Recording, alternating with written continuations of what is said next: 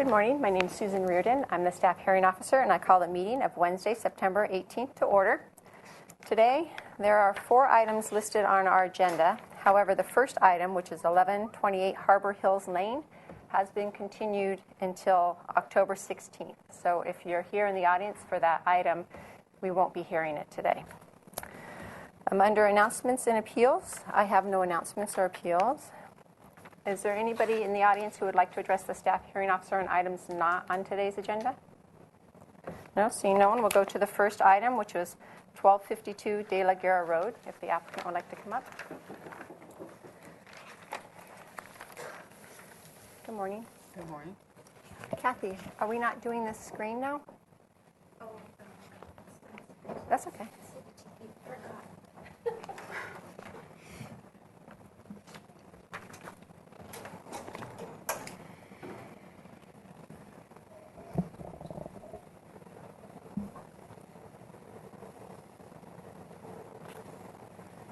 I always look up there and it's like, oh, it's gone. Great, thank you. Anytime you'd like to start, Pete. One, the project is located 1252 De La Guerra, and the site is developed with a single-family residence and a detached 2-car carport. Carport is partly located in the front setback. And CIR was prepared for the site and found a few unpermitted items, including sliding doors on the carport. The request before you today is to put a roll-up garage door and security door along here and enclose the whole carport, make a garage out on the back, make a 20 by 20 foot garage. Reviewed by single family design and transportation staff, and all supported. As part of the project, they'll remove all the unpermitted items like air conditioning unit and a water heater and other items within the carport. So based on all that, we recommend approval. Okay, great. Thank you.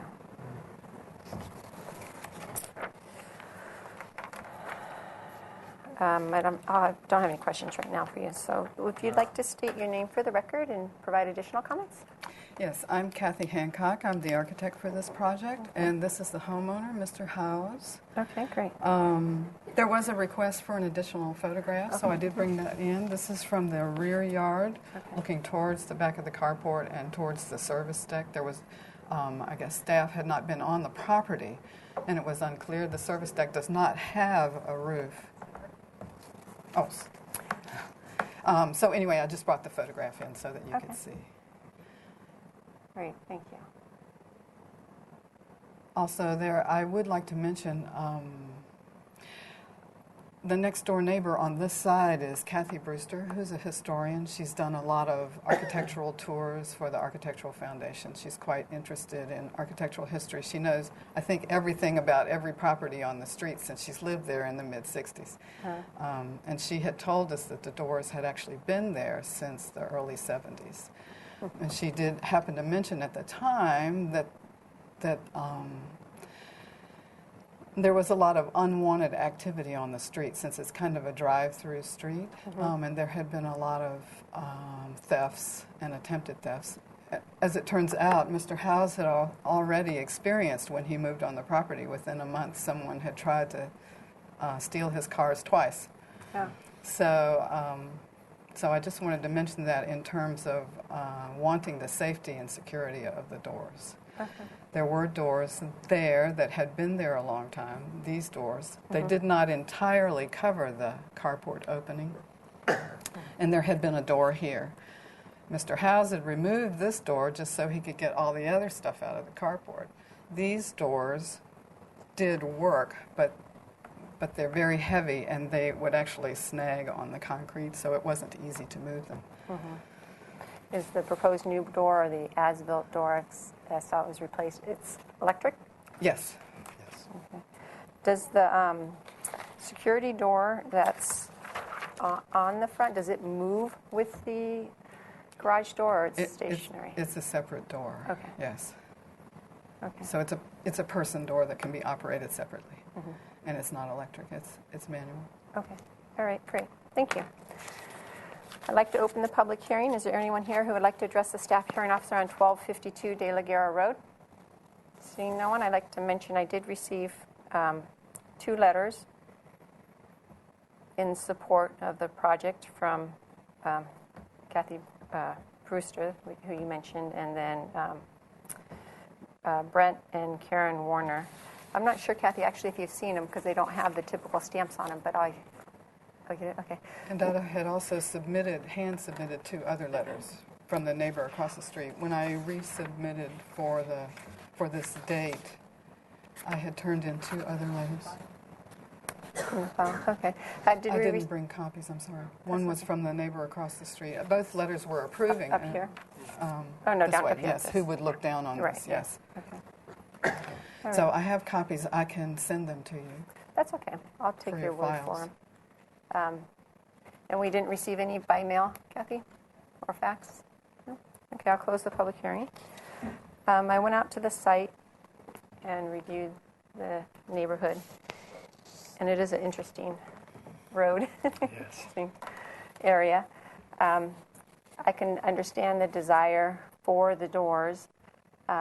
My concern is related to the pedestrian door. And what is the minimum width of a garage door? Just so that it doesn't prohibit access to the full 2 parking spaces, because parking is extremely limited here. So transportation staff said it was 16 foot wide would be adequate.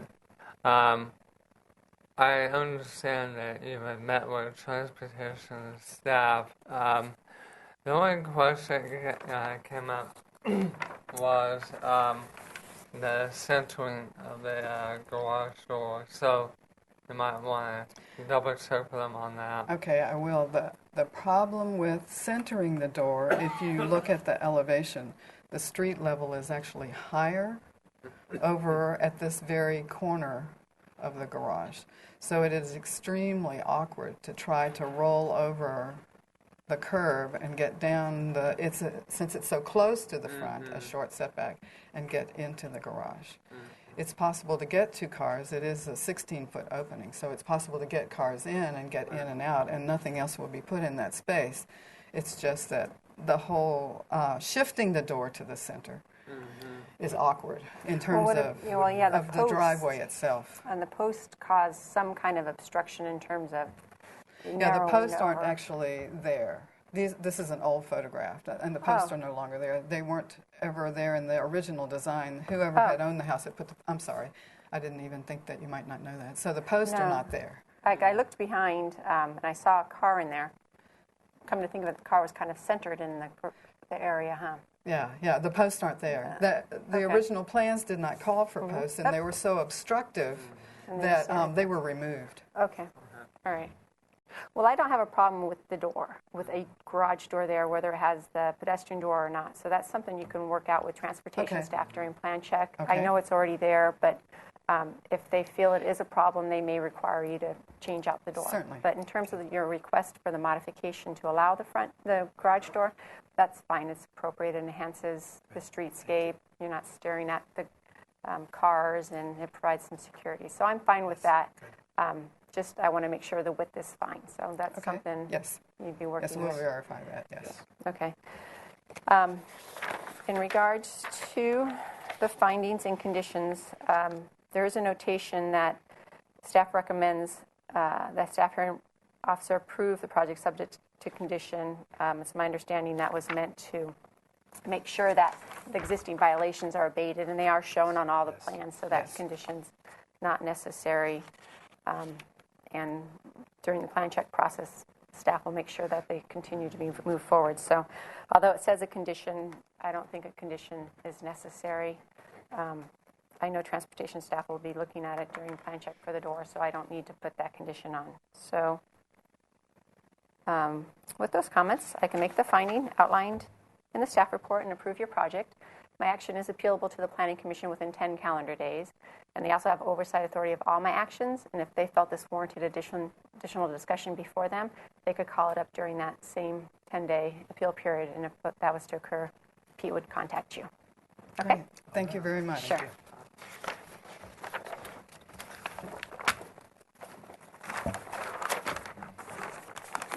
You can take this one, Pete, and I'll stamp the not drawn up one.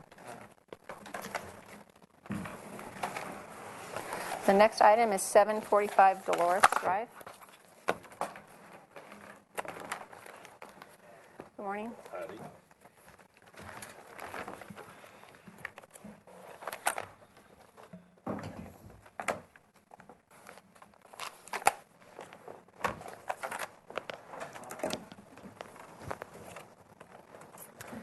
All right. Anytime you're ready. This project is located at 745 Dolores Drive. It's a 9,000 square foot lot with an existing one-story single-family residence with an attached two-car garage. The applicant is proposing a new second-story addition that conforms to all the required setbacks to a building that's legal non-conforming to the required setbacks. As you can see down here, we have the setbacks highlighted in orange. This is the area of the two-car garage, and the two-car garage encroaches into the required interior setback as well as the required front setback. If you go to... And the existing house is outside of it on that side.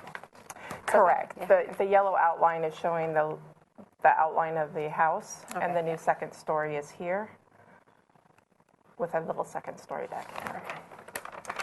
So this is just the floor plan showing what they're proposing. They're going to be adding a stair.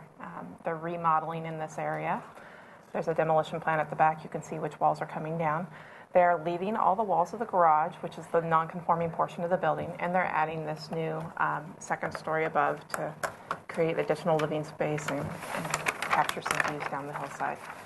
So in elevation, this is the elevation of the garage that's within the setback. Your new second story with the second story deck here. This about 7 feet of the garage is in the front setback, so I showed that in the yellow here, as well as the face of the garage. This is the area that is within the setback.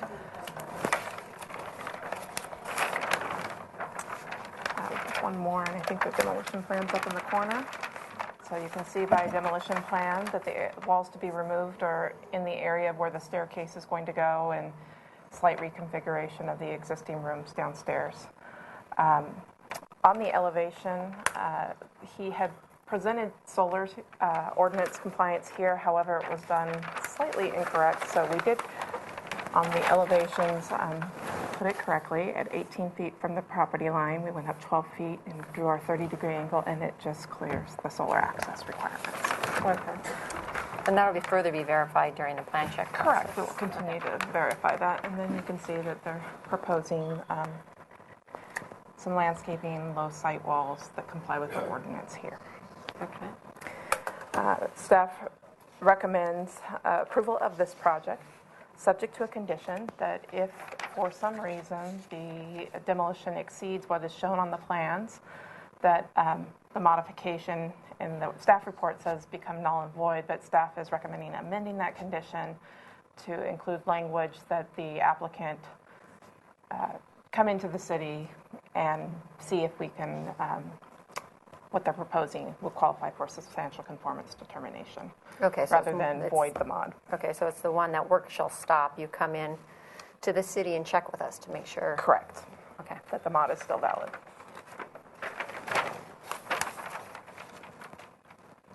Is that it?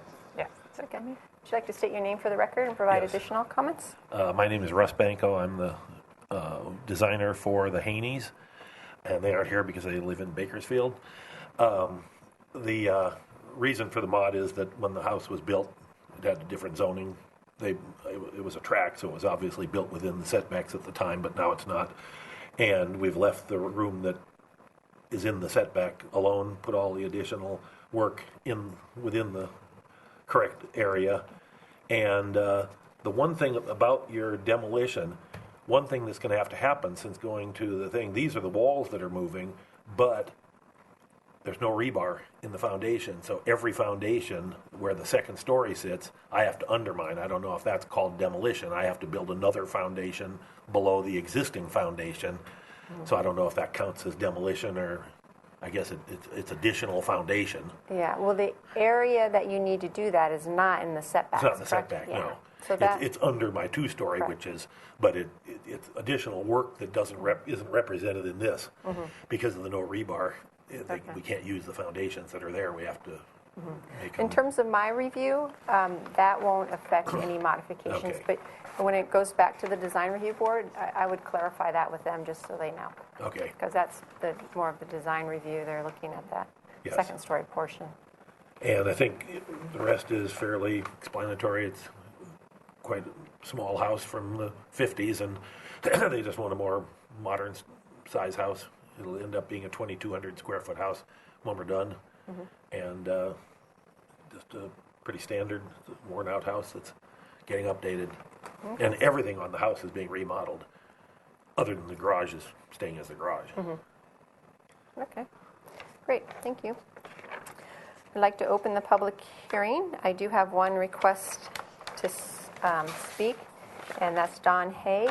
And it does, oh, did you bring written comments in? Because I didn't receive it. Okay.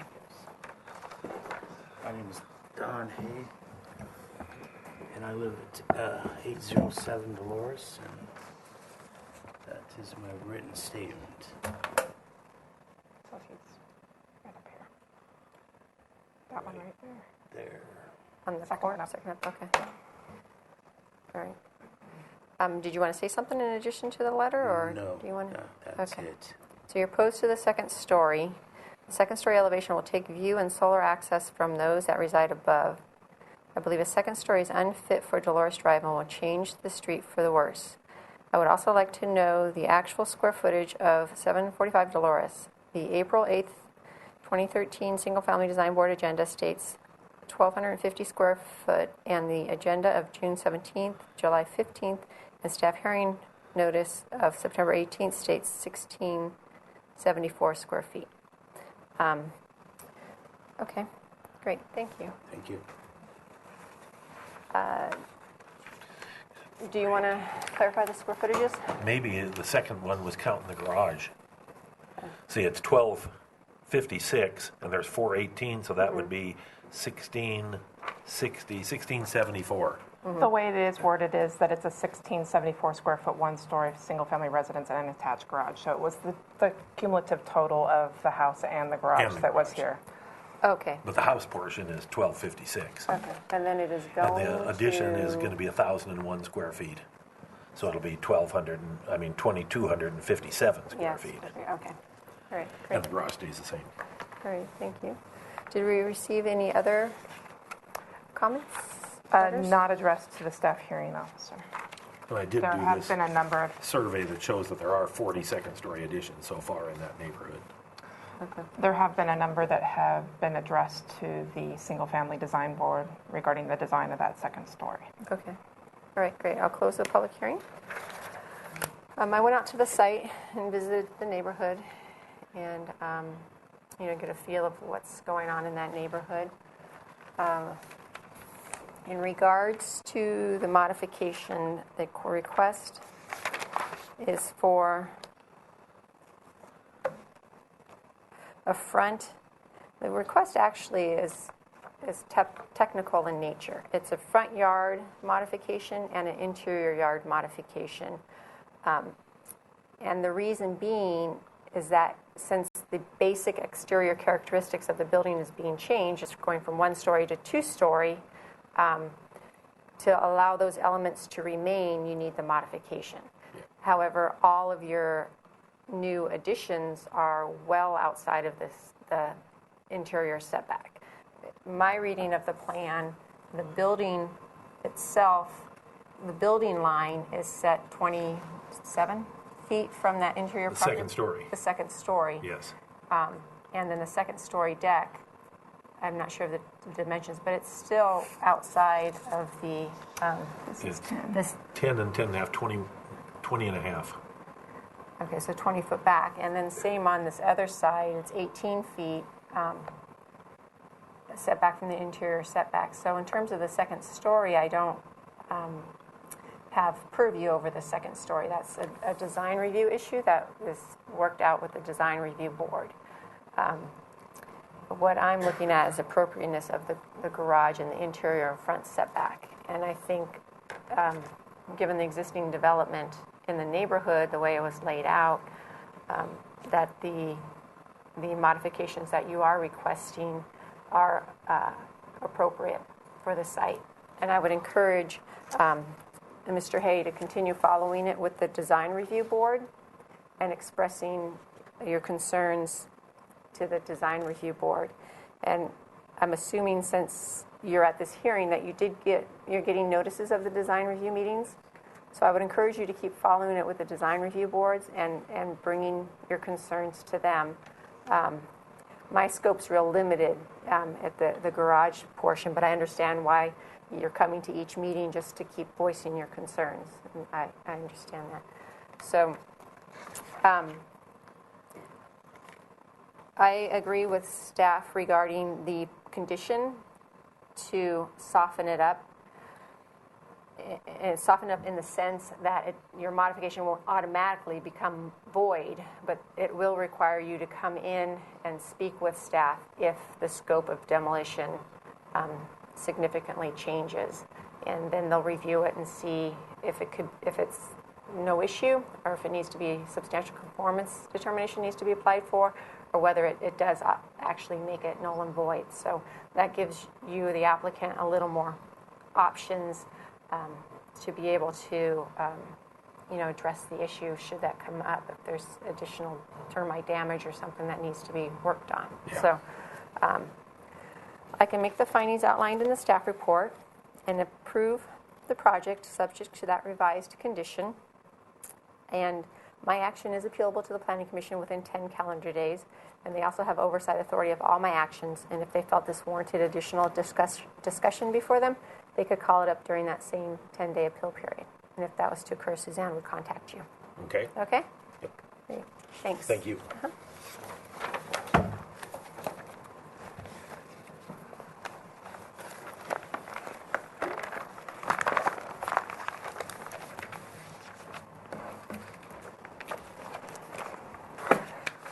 The last item is 2846 Verta Vista Drive. If the applicants would like to come. Good morning. You want to keep these?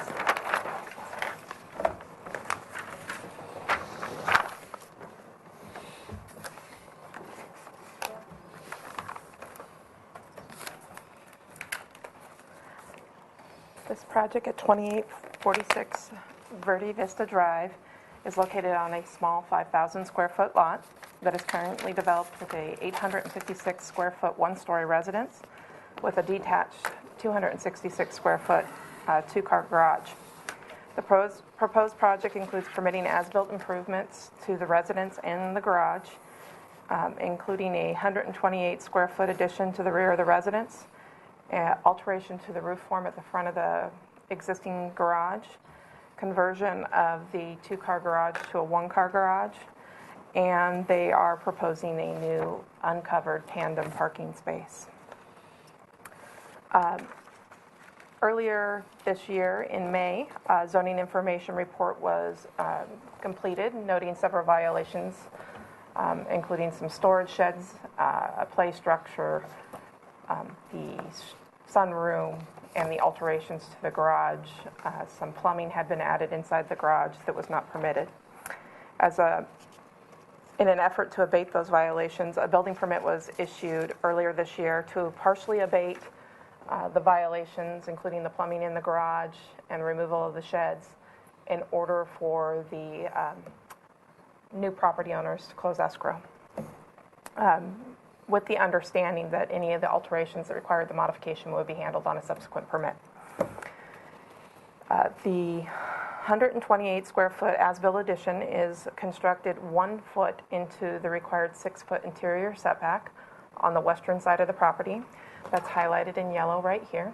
The setbacks, again, are highlighted in orange. That is approximately 11 square feet of this sunroom addition that is encroaching within the setback. There are windows in this proposed sunroom that are proposed to remain that are within the setback.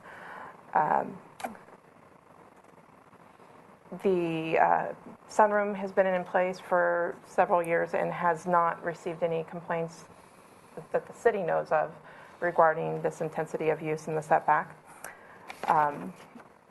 So we do not anticipate that the permitting the structure will adversely impact the neighbor to the west.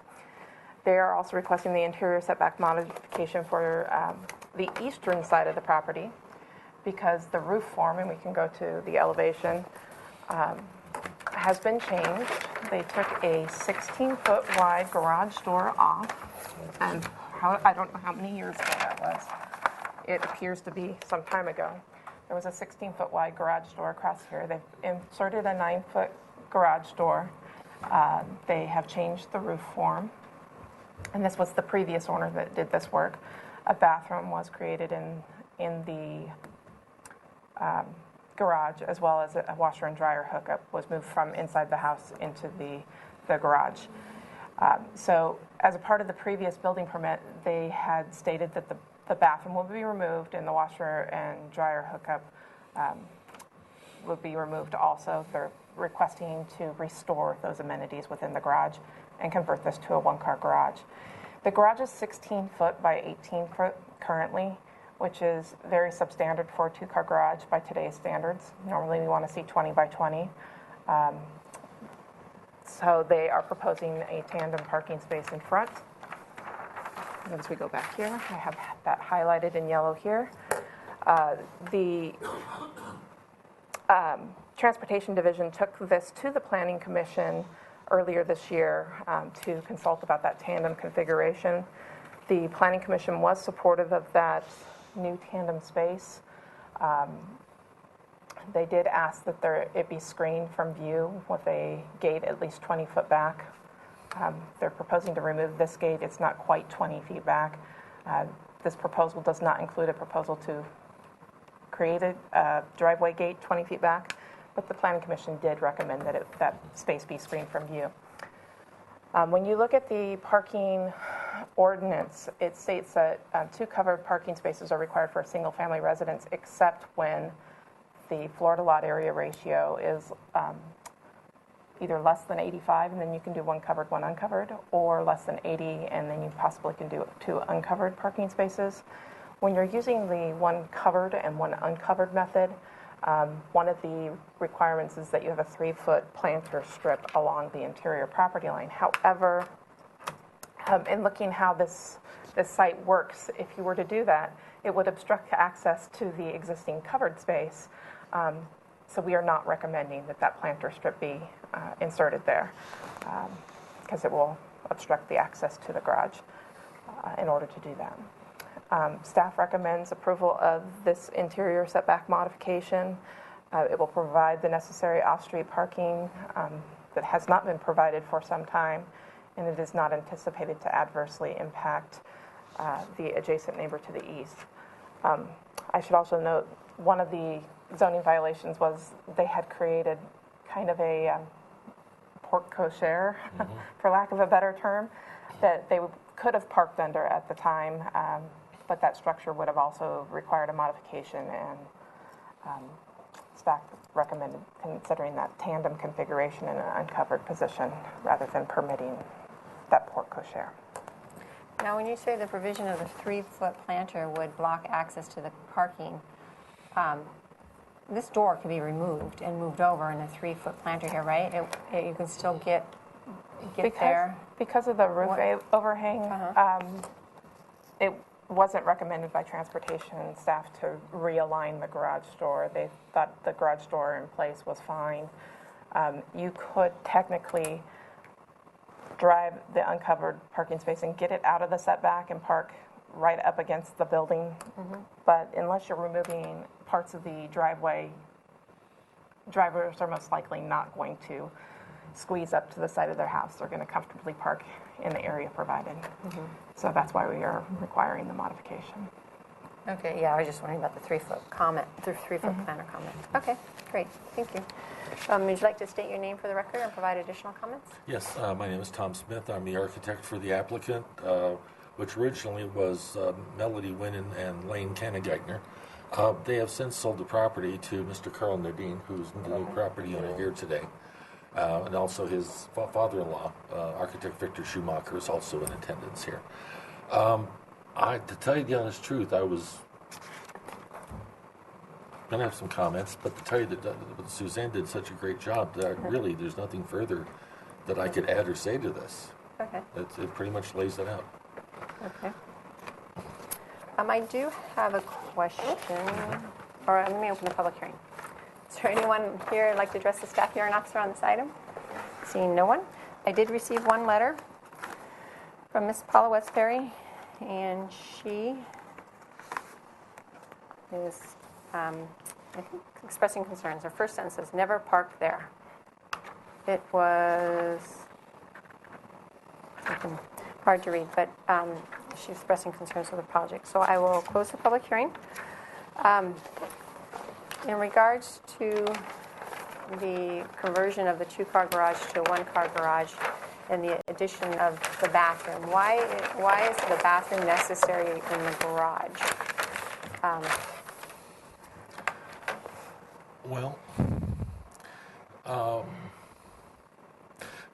partly it was what was originally there. The previous owners had been operated a daycare out of the house as well, and they needed extra bathroom space, and that was actually at the time a 3-quarter bath that had a shower included in it. And of course, because of that, and it was unpermitted, with all the ins and outs of the case, we decided it was best to just remove it. I think the idea is just to have like a work type bathroom handy outside if Mr. Nadine's working in the yard or working in the garage and has a place to go to or wash up. If you got anything you'd like to kind of elaborate on. Well, we would just like to have an extra bed, an extra sink and toilet in the garage. We have a family of 4, and sometimes, the need arises where it would be handy to have an extra sink or an extra toilet. Mm-hmm. And seeing that it's possible to fit it in there because we can't fit 2 cars in the garage. We thought it would be handy for us to have that. It would be used by people that are outside either playing or working in the yard there. And the lot is, 5,000 square feet? Pretty small? Yes. 5,000? Yeah, it'd be in this, Okay. over in here. All right, great, thank you. Well, I went out to the site, and thank you for meeting me there and letting me see inside of the garage. I got a feel for the neighborhood. In regards to the modification to allow the as-built encroachment for the sunroom, I believe it's an appropriate improvement for the lot. It represents a uniform improvement, extends the house line down. It's not a significant encroachment, it's about a foot, and it provides some additional living space for the residents, so I don't have a concern with that modification. In regards to the modification, the interior setback modification to allow the 2-car garage to be converted to the 1-car garage and tandem parking space in the setback. I have a concern with the bathroom in the garage because given the appearance of the building and the historic use and the high potential that it would be converted to an additional bedroom or be used as something other than a garage, I couldn't support this modification with a bathroom being proposed in the garage. I understand there's adequate room for it, but just to me, it just, I have a big concern that that's going to be converted to a different use other than the one-car garage, which we would be approving. If I could make a comment on that, there's once you subtract the space that's used for parking the car, there's not a heck of a lot of space left there. It's enough for like storage or maybe a workbench. We'd like to be able to put a washer and dryer out there if possible. Washer dryer's fine. Okay. Yeah, I don't have a problem with the washer and dryer thing. The bathroom, it's just the next step to converting it away from being a garage. And so the part I have concern with is the bathroom. A washer dryer, maybe a utility sink, laundry sink, associated with a washer and dryer, that kind of thing I'm fine with. But having a bathroom out there, I have a concern regarding the supportability of the mod then. I guess that kind of puts the ball in your court. What do you feel about that? Well, what I can do is I wouldn't be able to support the modification with the bathroom. So I can approve it with the condition that the bathroom not be proposed, and you guys can talk about it, and then it's appealable to the Planning Commission. So you can appeal that condition, and if you feel you wanted to appeal it, and then, because either way, if I deny it, you're going to want to appeal it. And if it's better to have the approval, and then, and that's my recommendation, but if you guys want to talk it over, that's fine. Okay. Do you want to go back and confer with him? Or are you okay? I'll let you do that. Sure, it's okay to break off and huddle for a minute? Yeah, that's fine. great. We'll just, I won't take an official break, but I'll let you go talk. Oh, it is off. Okay.